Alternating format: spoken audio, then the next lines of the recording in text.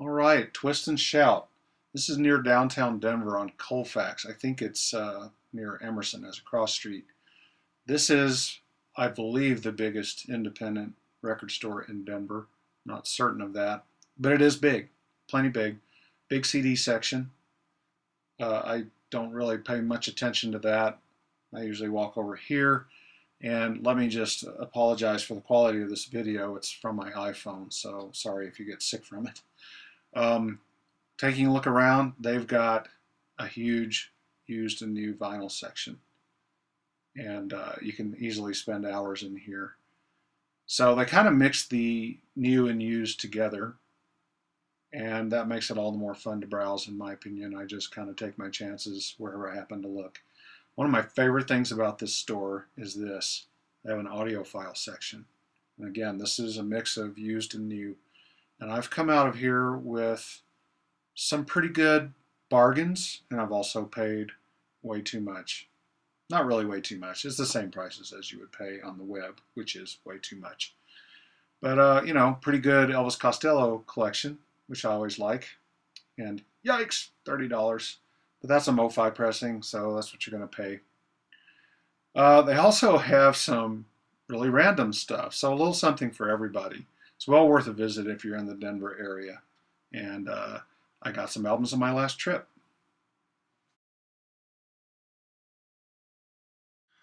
Okay, now for part 2 of the video, the haul that I got at Twist and Shout.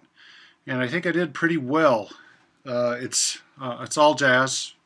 And let me just get everything situated. And all used except for one album. I've been wanting this. This is Kenny Wheeler. It's on ECM. And it's got like a who's who of great ECM artists. It's got Jack DeJohnette, Can't Lose, Dave Holland. Now I have to read it after I said it's a who's who. Ralph Towner, John Abercrombie, and Jan Garbarek. So this is the prototypical ECM recording.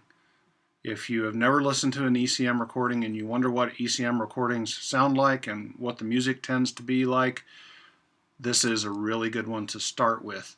Now, I'm not saying all ECM's albums sound alike. That's not true, but they do use similar studio values and fairly similar musical values. Now, there's a lot of variation within the world of ECM, but I think this record captures, in general, what you can expect, I would say, from an ECM recording.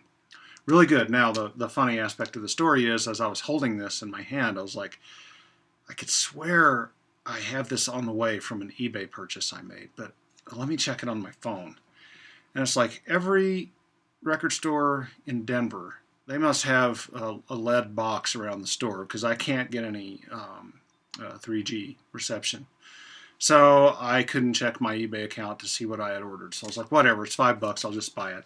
And when I finally got to where I had reception, I checked, and yes, it's on its way from eBay for something like $16. So kind of goofy, but glad I have it. This one is pretty perfect. I'll look and see if the eBay one, just what condition it's in, and I'll pick the best one and maybe I'll give away the worst one. And I think they're both going to be really nice. So stay tuned on that. I may just give this away. Next one is a Keith Jarrett album. If you've watched many of my vinyl hauls or reviews, you'll know I'm a Keith Jarrett fan. This is a double album on Columbia, and this is from 1972. And I would say that it is very much a preview of what was to come from Keith Jarrett. Maybe not all that surprising, but it interestingly has aspects of, say, Belonging on it and Arbor Zena. So, and those are very, very different albums, and this has a little of both of those on it. So it's kind of interesting. Again, it was in really nice shape. I think I paid $7 for it. The cover's not the best, but the vinyl's good. So this was a good pickup. Now, it's going to be like the Keith Jarrett show from now on. I told the guy when he was ringing me up, all you guys really have to have is Keith Jarrett to keep me happy, for a while anyway. Keith Jarrett Mysteries. This one is, you know, I never heard it, never even listened to clips of it off of what's it called? iTunes. God. And, it's just one of those things. All right, I don't know. It's an interesting crew. It's got Dewey Redman, Charlie Hayden, Paul Motion, who's a really interesting drummer, and Guillermo Franco on percussion. I haven't actually put this on the turntable yet. I cheated, and last night I was just kind of getting ready to go to bed. I was like, well, let me check this out really quick. So I got onto iTunes, and sounds like it's going to be pretty interesting, and looking forward to checking it out. Keith Jarrett, Via Blue. This is from 1977. Again, neither with his American trio nor with his European quartet.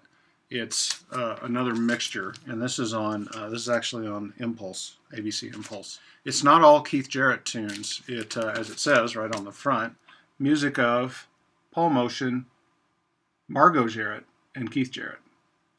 And it's performed by some of the same folks as on the last album. Dewey Redman's on here. Charlie Hayden, a great bass player, shows up on ECM a lot. And Paul Motion again.